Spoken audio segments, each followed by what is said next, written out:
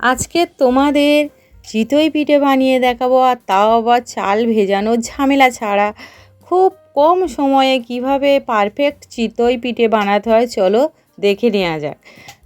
তো আজকের আমি কি করছি, চিতই পিঠে বানাবো, কিন্তু এই চিতই পিঠেটা বানানোর জন্য একটা সসপ্যান নিয়েছি, ওর মধ্যে আমি আতপ চাল নিচ্ছি এখানে 2 কাপ। তো তোমরা চাইলে রান্নার যে রেগুলার চাল ওটাও নিতে পারো, তো আমি আতপ চাল নিয়ে নিচ্ছি। তারপরে এটা কি করছি, জল দিয়ে ভালো করে পরিষ্কার করে ধুয়ে নিচ্ছি। তো যেহেতু এটা কেনা চাল, তো খুব এমনিতেই পরিষ্কার, দেখো জলটা দেখে বুঝতেই পারছো, জলটা পরিষ্কার করে ভালো করে ধুয়ে নিয়েছি 2-3 বার ধরে। তারপরে ওর মধ্যে কি করছি, জল দিয়ে দিচ্ছি আরও কিছুটা দিয়ে। আমি এবার কি করব, ওটাকে নিয়ে আমি গ্যাসের উপরে বসিয়ে একটুখানি চাল করব। তো গ্যাসটা মোটামুটি জোরেই আঁচেই করব। তো দেখো গ্যাসে মোটামুটি উপরটায় যখন এই রকম ফেনা ফেনা এরকম ফুটতে শুরু হবে, উপরটায় মাঝখানে, তখনই কি করতে হবে, গ্যাসটা অফ করে দিতে হবে। দেখো পুরো চারিদিকটায় ফুট শুরু হয়ে গেছে। তো এবার গ্যাসটা কিন্তু অফ করে দিতে হবে। তারপরে এর মধ্যে 10 থেকে 15 মিনিট রেখে দিতে হবে। তো দেখো গ্যাস বন্ধ করে আমি 10-15 মিনিট এর মধ্যে রেখে দিচ্ছি। তো 10-15 মিনিট পরে আমি তোমাদের দেখাচ্ছি, মানে 15 মিনিট পরে আমি দেখাচ্ছি, দেখবে। তো 15 মিনিট পরে দেখো কতটা ফুলে গিয়েছে, দেখো। তো এবার কি করছি, এর থেকে এই যে জলটা, এটা কিন্তু এখন গরম আছে, তো এই জলটা আমি কিছুটা ঢেলে নেব, অল্প একটুখানি, মানে মিক্সিং জারে নিলাম, আর বাকিটা আমি অন্য একটা পাত্রেই ঢেলে নিলাম, কারণ ওই জলটাই আমি ব্যবহার করব পিঠের মধ্যে। আর ওর থেকে আমি অর্ধেক চাল নিয়ে নিলাম, আর বাকি অল্প একটু জল দিয়ে দিলাম, দিয়ে আমি একটা মিহি পেস্ট বানিয়ে নিয়ে আসছি, আর বাকি চালটা আমি পরেই কিন্তু বানিয়ে নেব। তো দেখো পেস্টটা কিন্তু সুন্দরভাবে বানানো হয়ে গেছে। তো এবার একটা বড় পাত্রের মধ্যে ওটা ঢেলে দেব, আর ওটাতে মিক্সিং জারটায় একটু জল দিয়ে, ওই গরম জল, উষ্ণ গরম, এখানে কোনো ঠান্ডা জল কিন্তু দেওয়া যাবে না, ওই জলটা এখনও গরম আছে। তো ওই জলটা একটু ধুয়ে আমি মোটামুটি জারটা ধুয়ে একটুখানি ঢেলে দেব ওই ছাঁকনির মধ্যে। তারপরে কী করছি, বাকি যে চালটা রয়েছে সেটা আমি মিক্সিং জারের মধ্যে নিয়ে নেব, নিয়ে একটু পেস্ট করে নিয়ে আসব। তো দেখো বাকি চালটা আমি মিক্সিং জারের মধ্যে পুরোটাই ঢেলে নিলাম। এরপরে আমি এটা পেস্ট বানিয়ে আনলাম। তারপরে আবার কি করছি, ওর মধ্যে 1/2 কাপের একটু বেশি ময়দা দেবো, ওর থেকে বেশি দেওয়া যাবে না 2 কাপের জন্য, আর একটু জল দিয়ে আবারও ভালো করে পেস্ট বানিয়ে নিয়ে আসলাম। তো পেস্টটা এবার নিয়ে নিলাম। তারপরে কি করছি, একটা চামচের সাহায্যে এইভাবে একটুখানি ঘষে ঘষে ঘষে ঘষে, এইভাবে একটুখানি করলেই কিন্তু ওটা ভালোভাবে ছ্যাঁকা হয়ে যাবে।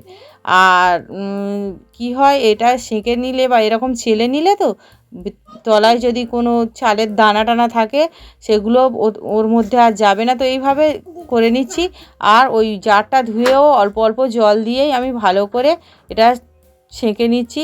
তাহলে কি হবে, একদম ব্যাটারটা খুব স্মুথ হবে। তো দেখো মোটামুটি এইভাবে আমি পুরো ব্যাটারটা একদম স্মুথ করে আমি ছেঁকে নিচ্ছি। তো ছেঁকে নেওয়ার পরে তোমাদের দেখাচ্ছি, দেখো কতটা মানে লাম্পস রয়েছে, অনেকটাই কিন্তু এর মধ্যে লাম্পস রয়েছে। তো এবার আমি কি করছি, দেখো ব্যাটারের ঘনত্বটাও তোমরা দেখে বুঝতেই পারছো কেমন পাতলা রেখেছি। তো অনেকটাই মোটামুটি জল, আমি যে জলটা ছিল না, ওই জলটা ভালোই গরম ছিল, আমি ওই জন্য জলটার মধ্যে আরও একটু ঠান্ডা জল মিক্সড করে উষ্ণ গরম করে নিয়েছি, তো ওটাই দিয়েছি। এবার পরিমাণ মতো লবণ দিয়ে দেবো। আর যদি তোমাদের জলটা উষ্ণ গরম হয়ে যায় তাহলে কি হবে, আর তোর মধ্যে জল মেশানোর প্রয়োজন নেই, জল উষ্ণ গরমই দিতে হবে, যে জলটা দিতে হবে সেটা উষ্ণ গরম জল অবশ্যই দিতে হবে। তারপরে খুব ভালো করে মিশিয়ে নিলাম, আর ব্যাটারের ঘনত্বটা দেখে বুঝতেই পারছো এরকম হবে, মানে একদম মোটা হলে হবে না, এরকম এই দাগ দিলে দেখো ফের গড়িয়েই আসছে, তো এরকমই হবে। এবার আমি কি করছি, ওর মধ্যে দিয়ে দিচ্ছি, তো পরিমাণ বুঝেই তোমরা কিন্তু জলটা দেবে 2 কাপের জন্য। আর আমি এখানে 1 চামচ বেকিং পাউডার, এই পাউডারটা দিলে পিঠেটা যেমন ফুলবে আর তেমন নরম সফট হবে। তো বেকিং পাউডার দেওয়ার চেষ্টা করবে, আর যদি না থাকে তো আর কি বলবো, তাহলে তোমরা এক কাজ করবে, যেহেতু এটা মানে করে নেওয়া হয়েছে, গরম করে নেওয়া হয়েছে, ভাত দেওয়ার দরকার নেই। যদি এটা তোমরা মানে একটু ভাতও দাও তাহলেও কিন্তু নরমভাবে ফুলবে। রান্নার যে ভাত হয় না ওটা দিলে হবে। তো তারপরে এবার এটা আমি আপে প্যানে বানাবো, তো সেই জন্য আপে প্যান গরম করতে বসিয়ে দিয়েছি। ওর মধ্যে একটু তেল দিয়ে ব্রাশ করে দিচ্ছি, দেখো অল্প সামান্য তেল লাগবে, তো দিয়ে ব্রাশ করে নিলাম। তারপরে 1 হাতা ব্যাটার নেব, এরপর 1 হাতা ব্যাটার নেব আর এইভাবে প্রত্যেকটায় দিয়ে দেব।